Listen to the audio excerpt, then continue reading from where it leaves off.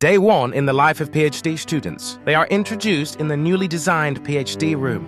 So let me introduce my PhD students to you. First up, we got Klaus Cheeseman, an evolutionary biopsychologist specializing in mating strategies. Oh yeah.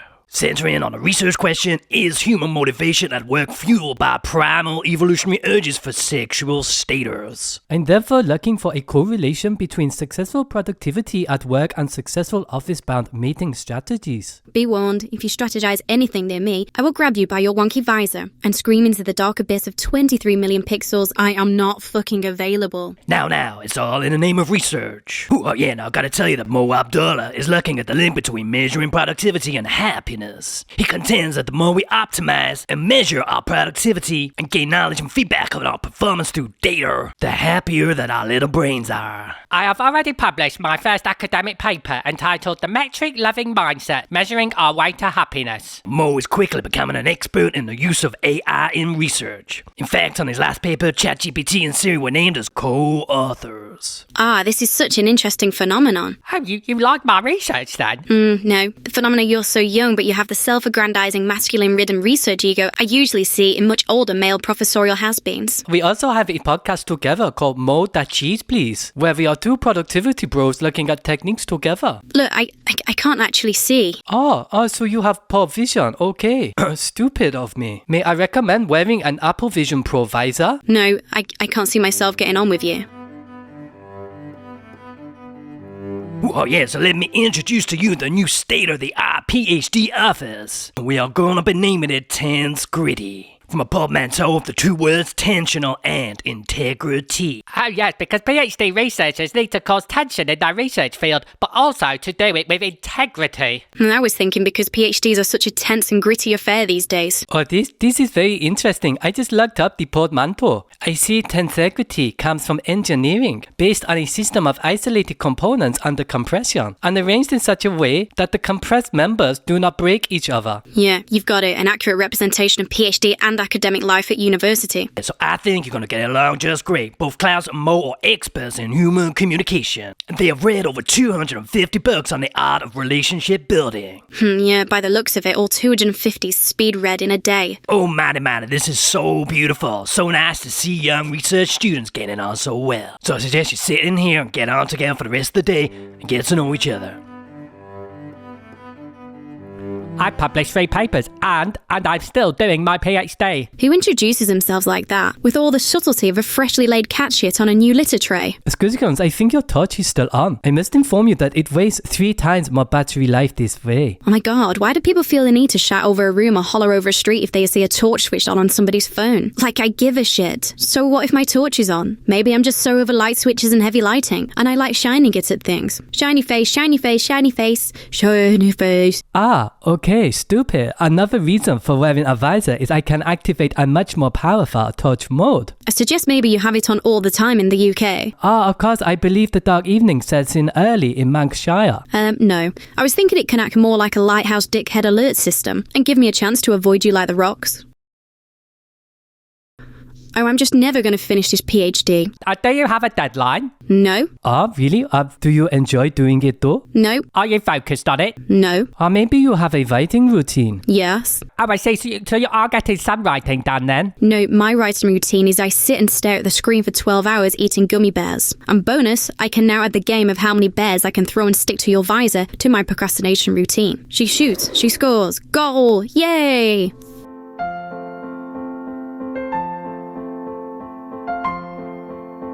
Wonderful. It is open 24 hours a day. Yes, indeed. And at the weekends, yay! Isn't the 24/7 access around the clock amazing? Well, it might be news to you, but your home is also accessible 24/7, and you can work there as well. Stupid. However, I don't like working from home, but then I don't like working in the PhD room. Oh, really? But what do you prefer? I guess it means I prefer not working. I tend to work in coffee shops and I hardly ever come in. PhD offices are so boring. Nobody talks to each other or makes time to socialise. Students don't play the radio or even say good morning. Everyone is so alienated and estranged and sat on their computers, doing their research. So serious. I only do 2 hours a day, if that. Oh, Oh, 2 hours a day. That's real intense focused productivity to get everything done in under 2 hours. You must be entering into an intense academic flow state. I wonder if you're using the Pomodoro technique. Yeah, I use the Nutella technique. It's like the Pomodoro method, going on that ratio 25 minutes work and a 5-minute break, but I've decided I'm going to adopt it to suit my needs. So I've changed it to 1 minute's work equals 25 minutes spinning Nutella into my face. I have an idea. How about some quick-fire getting to know you questions? Psst, Mo, I got this from Neil Strauss's Bug the Game. May I ask, where do you see yourself in 5? Oh, yeah, start with the hard ones. Getting coffee? Oh, excuse me, that's years and not minutes. Still getting coffee?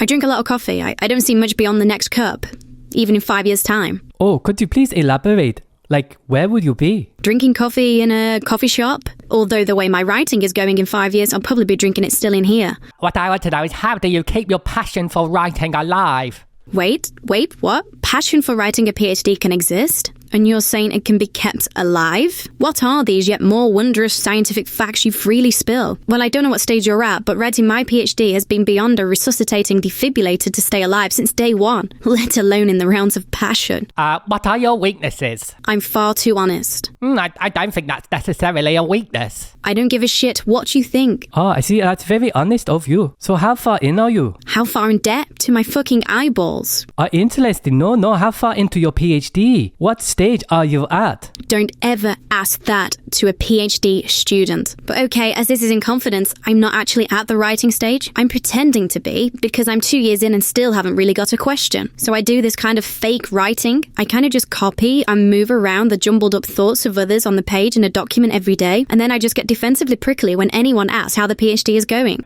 But that's what you're supposed to do. Copy one paper and it's plagiarism. Copy the contents of several and you've got a good literature review. Wow. It's only what generative AI does anyway. Wanda, I want to know, are you the only PhD student?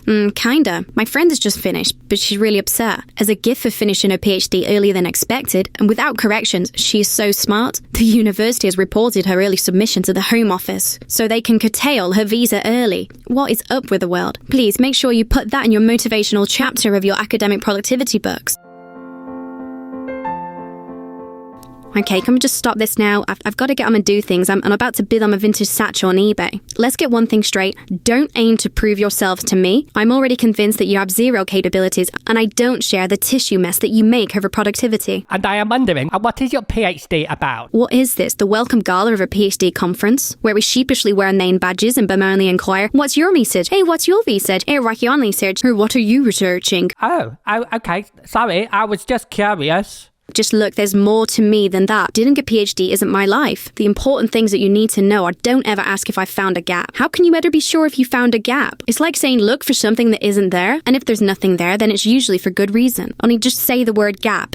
Gap. Gap. It's 3 measly letters. You can say it in under 0.2 of a second. The dictionary definition is of something insignificant you step over or squeeze through. Therefore, to say to a PhD student, go and look for a gap, well, it's like a representational sleight of hand, which belies the years of pain. I really believe this. I think it's a lazy, illusionary metaphor that creates institutional violence in the form of mental cruelty. Then at some point, after you had been kept busy searching for this measly hypothetical gap, ergo, not disturbing your sympathizer in their important project for all this time, they then tell you, well, it's not a gap as such, it's more a contribution. Oh, now you tell me. A contribution, you say, like it's a simple donation to a good cause. I've spent 2 years looking for gaps in a field that top scholars around the world have been researching and filling in all the gaps for 200 years. Okay, I don't think she's found a gap. I found massive gaps, big wide spaces, and I'm gonna drive my big horsey and cart through productivity happy town. Wow. Goodbye. Nice knowing you for 5 minutes 21 seconds, excluding my rant. That was no effort to get to know you, just letting it out. I better change your heart. Look, let's go for coffee. I just much prefer academic gossip over data.